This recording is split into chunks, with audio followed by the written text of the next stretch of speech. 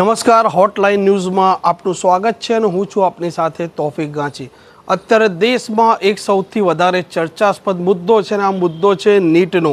આ medical entrance exam છે તેના અંદર ગેરરીતિ થઈ છે તેવા આરોપ સામે વારંવાર આવી રહ્યા છે અને તેવામાં ગુજરાત કોંગ્રેસ પણ આ મુદ્દો આજે ઉઠાવ્યો હતો અને કોંગ્રેસના કાર્યકારી પ્રમુખ છે ઇન્દ્ર વિજયસિંહ ગોહિલ, તેમણે આ બાબતે સરકારને ઘેરી હતી અને તેઓનું કહેવું હતું કે દેશના 24 લાખથી વધારે જે વિદ્યાર્થીઓ છે તેમનું ભાવિ છે તે જોખમાયું છે। આ મામલે કોંગ્રેસના આ કાર્યકારી પ્રમુખે શું કહ્યું છે તે આપ સાંભળી લો।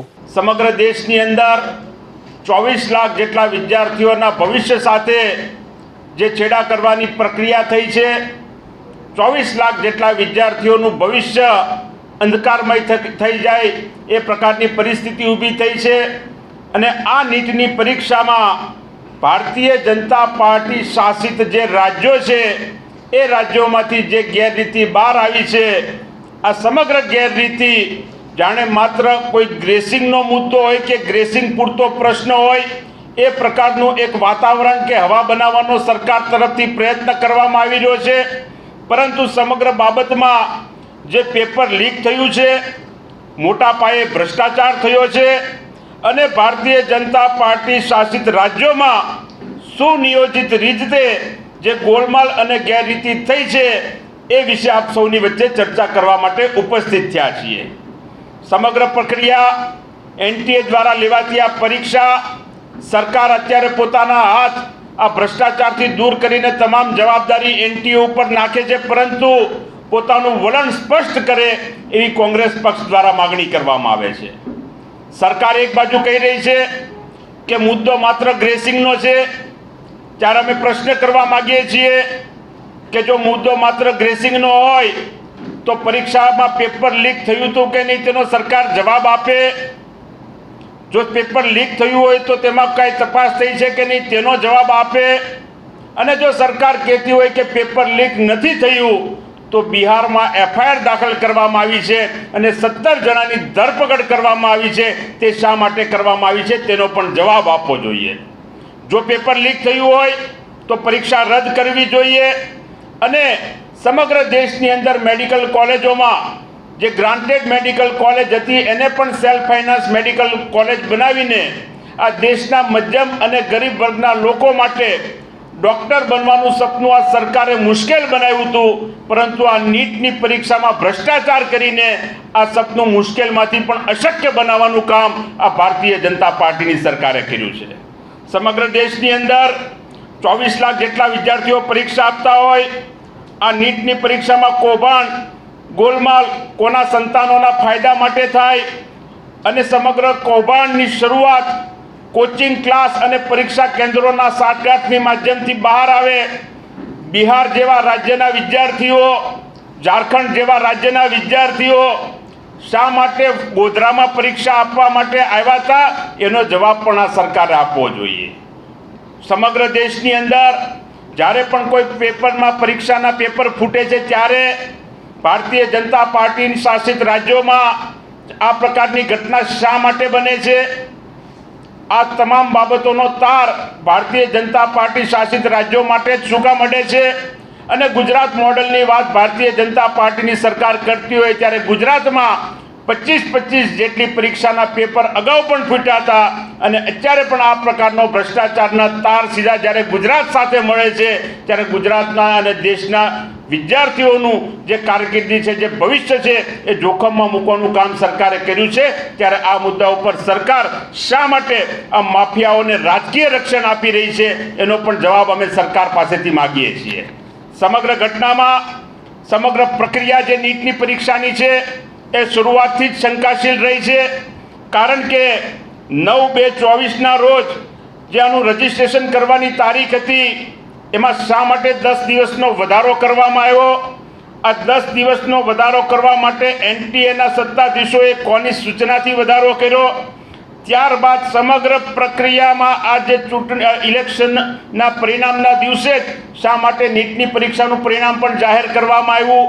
અને સમગ્ર દેશની અંદર ક્યારેક ચાય પે ચર્ચા, ક્યારેક પરીક્ષા પે ચર્ચા, ક્યારેક મન કી બાત, આ તમામ ચર્ચા કરતા આપણા દેશના વડાપ્રધાનને પણ અમે પ્રશ્ન કરવા માંગીએ છીએ કે દેશના 24 લાખ વિદ્યાર્થીઓનું ભવિષ્ય ઘડનારી આ નીટની પરીક્ષા બાબતે પણ ચર્ચા કરવા માટે સરકારના કોઈ આગેવાનો શા માટે બહાર આવતા નથી? નીટની વિશ્વસનીયતા સામે ઊભા થયેલા પ્રશ્નો માટે કેન્દ્ર સરકારે સ્પષ્ટ જવાબ આપવો જોઈએ. 24 લાખ જેટલા યુવાનો અને તેના માતા પિતામાં ભારે બેચેની છે અને નેશનલ ટેસ્ટિંગ એજન્સી NTA કે કેન્દ્ર સરકાર વિવાદો, આશંકાઓ અને પ્રશ્નોના કોઈ પણ સંતોષકારક જવાબ આપી રહી નથી. આ મુદ્દા ઉપર સમગ્ર ગુજરાત રાજ્યમાં અને સમગ્ર દેશમાં કોંગ્રેસ પક્ષ આંદોલનના માર્ગ ઉપર આગળ વધી રહી છે. નીટની પરીક્ષામાં ખોટા જવાબ માટે નેગેટિવ માર્કિંગ હોય છે. 67 લોકોએ 100% સાચા જવાબ આપ્યા હોય કઈ રીતે પ્રશ્ન ઊભો થાય છે અને સાથે સાથે એ પણ એક સંયોગ ઊભો થાય છે કે 67 ટોપર્સમાંથી 44 ટોપર્સ એવા છે કે જેઓ ગ્રેસના આધારે ટોપર્સ બન્યા છે.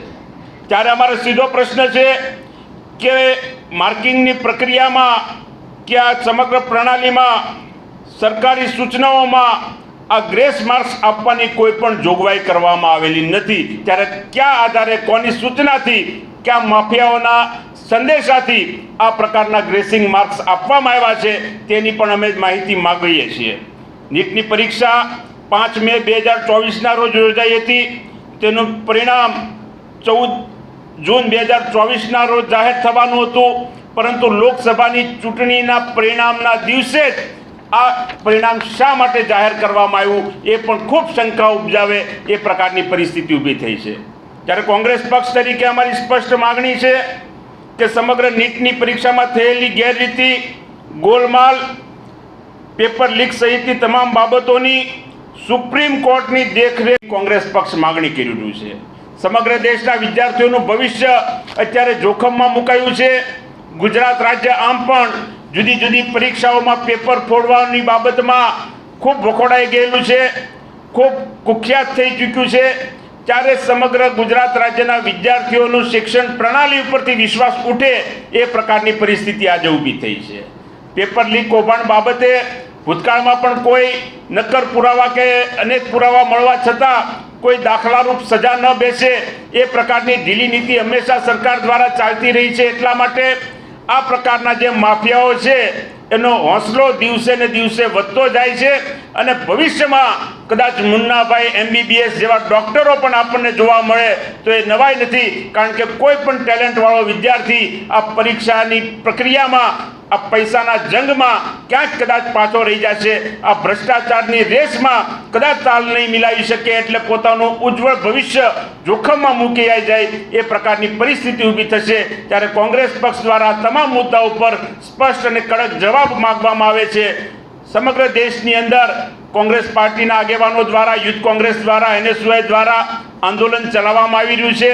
આવતીકાલે અમદાવાદ ખાતે પણ યુથ કોંગ્રેસ NSYના મિત્રો દ્વારા ગુજરાત યુનિવર્સિટી પાસે, વીર નર્મદના પુતળા પાસે 3 થી 5 ધરણાનો દેખાવ કરવામાં આવ્યો છે, નું આયોજન કરવામાં આવ્યું છે. અને જો પરમિશન નહીં આપવામાં આવે, મંજૂરી નહીં આપવામાં આવે તો પણ કોંગ્રેસ પક્ષ આ કાર્યક્રમ કરવાની છે. અને આ દેશના વિદ્યાર્થીઓના હક માટે, ગુજરાત રાજ્યના વિદ્યાર્થીઓના હક માટે કોંગ્રેસ પક્ષ ખૂબ જાગૃત રીતે આ દેશનો યુવાધન બરબાદ ન થાય તેની ચિંતા સાથે આક્રમકતાથી વિદ્યાર્થીઓના અને વાલીઓના ન્યાયને હક મળે એ માટે આંદોલન કરવાનું છે અને લડત ચલાવવાનું છે. આ કોંગ્રેસના કાર્યકારી પ્રમુખ ઇન્દ્ર વિજયસિંહ ગોહિલનું કહેવું છે કે ગુજરાતમાં પણ પેપર લીકની અનેક ઘટનાઓ બની છે, પરંતુ રાજ્યની જે સરકાર હોય કે કેન્દ્રની સરકાર હોય તે યોગ્ય કાર્યવાહી નથી કરતી. તે કારણસર સમયાંતરે આવી ઘટનાઓ સામે આવી છે. હાલ આ મામલે સુપ્રીમ કોર્ટમાં પણ ચાલ્યો હતો અને 1500 આસપાસના જે લોકો હતા તેમને ફરીથી પરીક્ષા આપવાની પણ વાત અલગ અલગ માધ્યમો દ્વારા સામે આવી હતી. હવે જોવાનું તે રહેશે કે કેન્દ્ર સરકાર આ નીટમાં જે ગેરરીતિ થઈ છે તેને લઈને આવનારા દિવસોમાં શું કાર્યવાહી કરે છે. આ પ્રકારના સમાચાર જો આપને પસંદ આવતા હોય તો ચેનલને સબસ્ક્રાઇબ અને શેર કરવાનું ભૂલતા નહીં. નમસ્કાર.